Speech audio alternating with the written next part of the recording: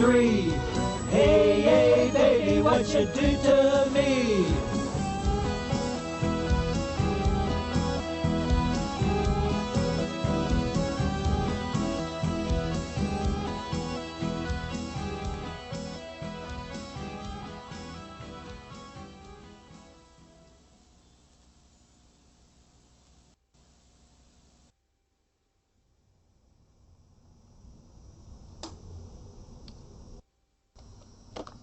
Good evening, and welcome to Louisville Late Night. This evening we're in beautiful San Francisco, California. The educators are going to be receiving these materials, and they try to diffuse the arguments. And of course, they're the ones they're at the podium. We're not, able to speak there.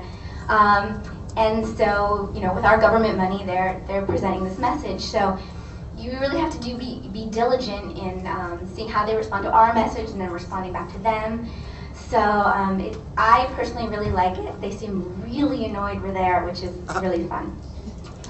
So I'm going to make the bold assumption here that I have the majority of the audience on face value thinking, these kind of totalitarian tactics, aren't the greatest idea. I'm just going to make that assumption.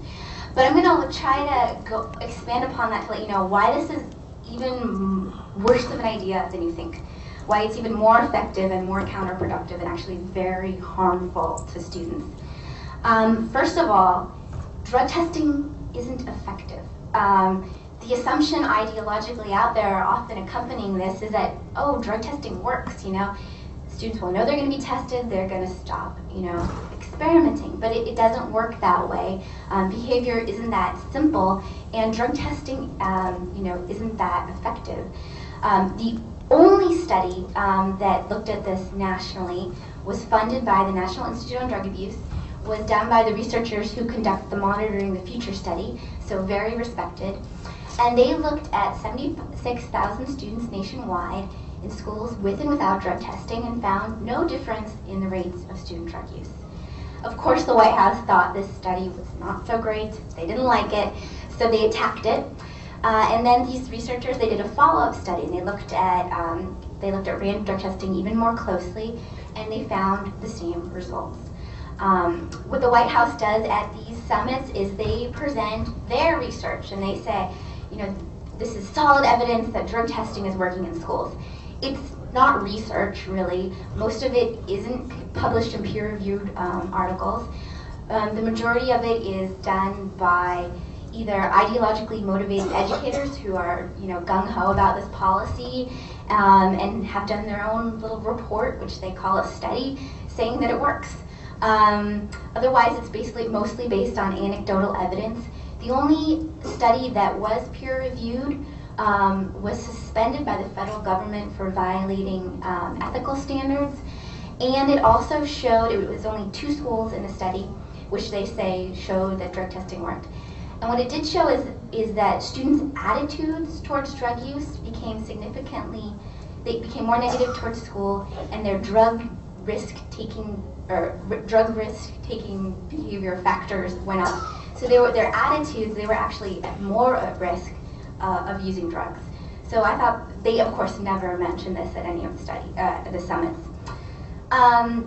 Secondly of all, at the summits, they try to make drug testing sound as wonderful as possible. They say it is 100% accurate, it is 100% confidential, and it is 100% non-punitive, and 100% all about love.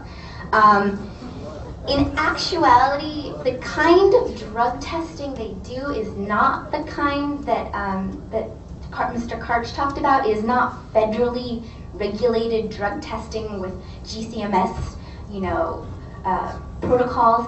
It is mostly done with little dipstick tests they do at school. It's the cheapest possible because schools don't have that much money.